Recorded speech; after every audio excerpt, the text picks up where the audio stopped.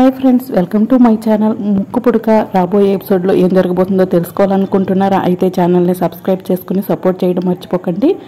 అక్షయ కన్న కూతురన్న నిజాన్ని ఎప్పటికీ తెలియనివ్వను అవని అని నిహారిక మనసులో అనుకుంటూ ఉంటుంది. మరోవైపు అవని పక్కకు వచ్చి ఒంటరిగా నిల్చుని అక్షయ కూతురన్న నిజాన్ని అందరికీ తెలిసేలా నువ్వే చేయి తల్లి అని చెప్పి అమ్మవారికి నమస్కారం చేసుకుంటూ ఉంటుంది. ఇక మరోవైపు నిహారిక ఒంటరిగా నిల్చుంటే కృష్ణబాబు వస్తాడు. బంగారం, అసలు అంత ఈజీగా నువ్వు తప్పించుకుంటావని అనుకోలేదు. అసలు నీకు అలాంటి ఐడియాలు అప్పటికప్పుడే ఎలా వస్తాయి అని చెప్పి అడుగుతూ ఉంటాడు. దట్ ఈజ్ నిహారిక అని చెప్పి నిహారిక చెప్తూ ఉంటుంది. అమ్మ వాళ్ళకు నిజం తెలిసిపోయింది, అందరినీ ఇంట్లో నుంచి బయటకు గెంటేస్తారు అనుకున్నాను. కానీ నువ్వు అప్పటికప్పుడే ప్లాన్ చేసి తప్పు లేకుండా అక్షయ్ ఇదే తప్పు అన్నట్టు నిరూపించావు.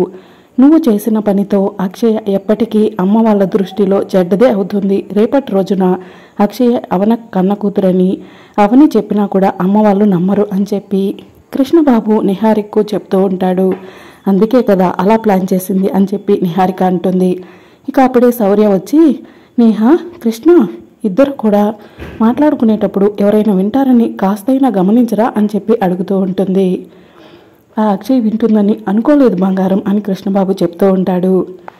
సీక్రెట్గా మాట్లాడుకుంటున్న మాటలను అక్షయ్ వింటుంది అనుకోలేదు అని చెప్పి నిహారిక చెప్తూ ఉంటుంది. అవును కృష్ణ, అవని కన్న కూతురు అక్షయ్ అన్న మాట్లాడుకున్నాం కదా, ఆ మాటలను అక్షయ్ వినుంటుందా అని చెప్పి నిహారిక కృష్ణని అడుగుతూ ఉంటుంది. వినుండదులే, వినుంటే ఆ విషయం కూడా అవని వాళ్ళు బయట పెట్టేవాళ్ళు కదా అని చెప్పి కృష్ణ అంటాడు.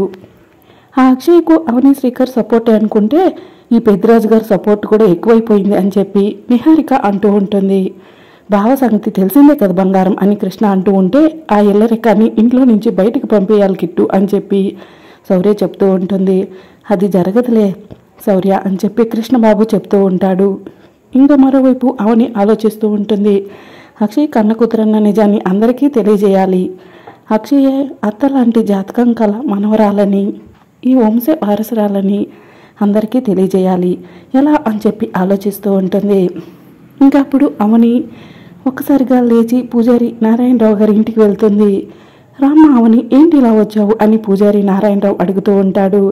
నీతో మాట్లాడాలి నారాయణరావు గారు అని అవని చెప్తూ ఉంటుంది. ఏంటో చెప్పమ్మా, అక్షయ్కు సంబంధించిన విషయమా అని పూజారి నారాయణరావు అడుగుతూ ఉంటాడు. అవునండి అని చెప్పి అవని చెప్తుంది. ఏంటో చెప్పమ్మా అని పూజారి నారాయణరావు అంటూ ఉంటే, అక్షయ జీవితం మీ దగ్గరే మొదలైంది.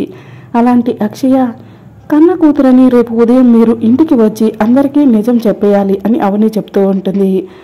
నిజం చెప్పడం ఎందుకమ్మా, నువ్వే చెప్పొచ్చు కదా అక్షయ నీ కన్న కూతురని అని పూజారి నారాయణరావు అడుగుతూ ఉంటాడు. చెప్తే ఇంట్లో వాళ్ళు ఎవరూ నమ్మరు నారాయణరావు గారు, అందుకే మీరు చెప్పమనేది అని అవని చెప్తూ ఉంటుంది. అమ్మ అవని, అక్షయ కన్న కూతురని తెలిస్తే నీకు ఎలాంటి ప్రమాదం జరగదా అని పూజారి నారాయణరావు అడుగుతూ ఉంటే, జరిగేదేదో తప్పకుండా జరుగుతుంది. అలా అని చెప్పి కన్న కూతురు మహర్జాతకురాలు కారణ జన్మరాలైన అక్షయ్ను పని మనిషిలా చూస్తుంటే తట్టుకోలేకపోతున్నాను పూజారి గారు అని చెప్పి అవని అంటుంది. సరే అమ్మ అవని, నువ్వు చెప్పమంటేనే చెప్తాను అని చెప్పి పూజారి నారాయణరావు అంటారు. రేపు ఉదయమే మీరు ఇంటికి రండి అని అవని బాధతో పూజారి నారాయణరావుకు చెప్పి అక్కడి నుంచి వెళ్ళిపోతుంది. అవని ఏంటి అంత డల్గా ఉంది, అక్షయ కూతురన్న నిజాన్ని కుటుంబ సభ్యులకు చెప్పమంటుంది. ఇది ఎంతవరకు కరెక్ట్, ఒక్కసారి శ్రీకర్ బాబును కూడా అడిగితే బాగుంటుంది అని పూజారి నారాయణరావు మనసులో అనుకుంటారు. ఇక వెంటనే పూజారి నారాయణరావు శ్రీకర్కి ఫోన్ చేస్తారు. శ్రీకర్ ఫోన్ లిఫ్ట్ చేయకపోవడంతో మళ్ళొకసారి ట్రై చేస్తారు. ఇక అప్పుడు శ్రీకర్ ఫోన్ లిఫ్ట్ చేస్తాడు. ఏంటి పూజారి గారు ఇలా ఫోన్ చేశారు అని శ్రీకర్ అడుగుతూ ఉంటాడు. ఇందాకలా ఇంటికి అవని వచ్చింది బాబు అని పూజారి చెప్తూ ఉంటే, అవని వచ్చిందా ఎందుకండి అని శ్రీకర్ అడుగుతుంటాడు. రేపు ఉదయం ఇంటికి వచ్చి అక్షయ అవని కన్న కూతురన్న నిజాన్ని మీ కుటుంబ సభ్యులకు చెప్పమని అవని చెప్పిందండి అని చెప్పి పూజారి నారాయణరావు చెప్తూ ఉంటే, అవని అలా ఎందుకు చెప్పింది అని శ్రీకర్ అడుగుతుంటాడు. తెలియదు బాబు, అవని ఏదో మనస్తాపం చెందినట్టుంది, చాలా బాధపడుతుంది అని చెప్పి పూజారి నారాయణరావు అంటూ ఉంటే, ఇందాకలా కాస్త అక్షయ్ విషయంలో ఇష్యూ జరిగింది, అక్షయ్ను పని మనిషిలా చూస్తుంటే అవని తట్టుకోలేకపోతుందండి అని చెప్పి శ్రీకర్ చెప్తూ ఉంటాడు.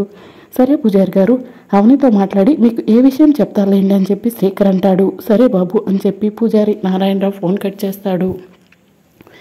అవని బాధపడుతూ ఆలోచిస్తూ తన అక్క సుజాత దగ్గరికి వెళ్తుంది. అక్క నీ ఒడిలో తల పెట్టుకుని పడుకోవాలని ఉంది అని చెప్తూ ఉంటుంది. పడుకోవని ఏమైంది, ఎందుకు అలా ఉన్నావు అని సుజాత అడుగుతూ ఉంటుంది.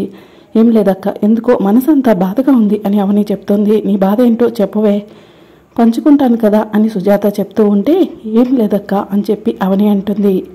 అవని అన్నం తిన్నావా అని సుజాత అడుగుతూ ఉంటే తిన్నానక్క అని చెప్పి చెప్తూ ఉంటుంది. అవును శ్రీకర్ ఏమైనా అన్నారా, ఎందుకు డల్గా ఉన్నావు చెప్పు అని సుజాత అడుగుతూ ఉంటే ఏం లేదక్క అని అవని చెప్తుంది.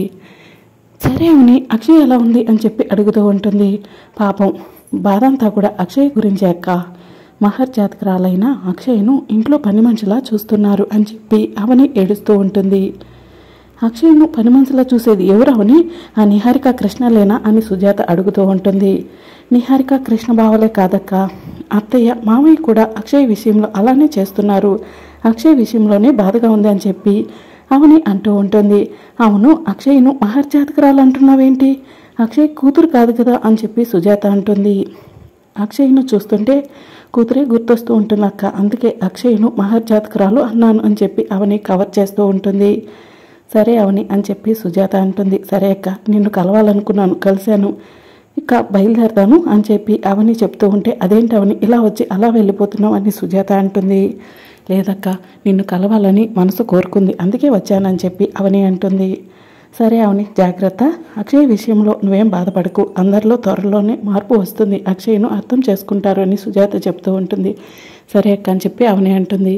ఇక అవని సుజాతను ఇంటి నుంచి బయలుదేరి వేదవతి ఇంటికి వెళ్తుంది.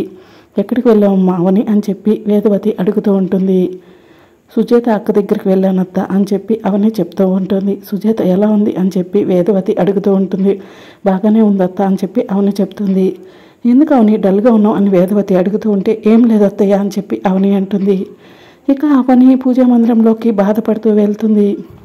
కూతురికి అత్తలాంటి జాతకం ఇచ్చావు, కారణ జన్మరాలని చేశావు, మహర్జాతకురాలని చేశావు, కానీ కూతురే వేదవతి కుటుంబానికి వారసురాలని ఎందుకు తెలియజేయట్లేదు, చెప్పు తల్లి చెప్పు. రేపు పూజారి నారాయణరావు గారు వచ్చి అక్షయ వేదవతి గారి మనవరాలు, కారణ జన్మరాలు, మహర్జాతకురాలు అని చెప్పేసరికి జీవితాన్ని ముగించేయాలి అని అవని అమ్మవారికి చెప్పి ఏడుస్తూ ఉంటుంది. ఇక అవని కన్న కూతురు అక్షయ్ అన్న నిజాన్ని అమ్మవారి ముందు లెటర్ రాసి అమ్మవారి దగ్గర పెట్టి అమ్మవారికి నమస్కారం చేసుకుని ఏడ్చుకుంటూ రూమ్లోకి వెళ్తుంది. అక్షయ్ నిద్రపోతూ ఉంటుంది. అక్షయ్ను మనసారా దగ్గరకు తీసుకుని అక్షయ్ నుదుటిపై ముద్దు పెట్టుకుంటుంది. అమ్మ అక్షయ, కన్న కూతురువి, నోటితో అమ్మ అని పిలిపించుకున్న మరుక్షణమే ప్రాణాలు పోతాయని అందరూ చెప్తున్నారు. నువ్వు అమ్మ అని పిలవగానే నిజంగా చనిపోతే అందరూ కూడా నువ్వు రావటం వల్లే అవని చనిపోయిందన్న నింద నీపై వేస్తారు తల్లి, అందుకని అలాంటి నింద పడకూడదని నువ్వు అమ్మ అని పిలవకముందే జీవితాన్ని ముగించేయాలనుకుంటున్నాను తల్లి అని చెప్పి అవని అక్షయ్ను దగ్గరకు తీసుకుని నిద్రపోతూ ఉంటే ముద్దు పెట్టుకుంటూ ఉంటుంది. దేవుడు నుదిటి రాతను ఇలా ఎందుకు రాశాడో అర్థం కావట్లేదు. కూతురు అక్షయ్తో నోరారా అమ్మ అని పిలిపించుకోవాలన్న కోరిక ఉంది, కానీ అలా పిలిస్తే ప్రాణాలు పోతాయని పూజారి నారాయణరావు గారు సిద్ధేశ్వర స్వామి చెప్తున్నారు. అది ఎంతవరకు కరెక్టో తెలియదు, కానీ నోటితో అమ్మ అని పిలిపించుకోకుండానే వెళ్ళిపోతున్నాను అక్షయ, క్షమించు. తల్లిదండ్రుల ప్రేమ కోసం నువ్వు ఎంతలానో పరితమించిపోతున్నావని తెలుసు, అది తెలుసు కూడా నీ నుంచి దూరంగా వెళ్ళిపోతున్నాను, ఈ తల్లిని క్షమించు అక్షయ అని చెప్పి అవని అక్షయ్తో మాట్లాడుతూ నుదిటిపై ముద్దు పెట్టుకుంటూ ఉంటుంది. చనిపోయిన తర్వాత అయినా నువ్వే వారసురాలని వాళ్ళందరూ నమ్మాలి, వారసురాలుగా ప్రకటించాలి, అదే కోరిక. ఆ కోరికతోనే నుంచి దూరంగా వెళ్ళిపోతున్నాను తల్లి అని అవని అక్కడి నుంచి వెళ్ళిపోతుంది. ఇక మర్నాడు ఉదయం అవుతుంది. అందరూ కూడా నిద్రలేస్తారు. అవని కూడా నిద్రలేచి ఎవరికీ చెప్పకుండా ఒక అడవిలోకి వెళ్తుంది. అక్షయ కన్న కూతురువని నిజం తెలియడం కోసం జీవితాన్ని ముగించేస్తున్నానని చెప్పి అవని ఒక బిల్డింగ్ పై నుంచి దూకపోతూ ఉంటే అప్పుడే అమ్మవారు వచ్చి అవనిని గట్టిగా చేయి పట్టుకుంటుంది. మరి రాబోయే ఎపిసోడ్లో ఏం జరగబోతుందో తెలుసుకోవాలనుకుంటున్నాను. అయితే ఛానల్ని సబ్స్క్రైబ్ చేసుకోండి.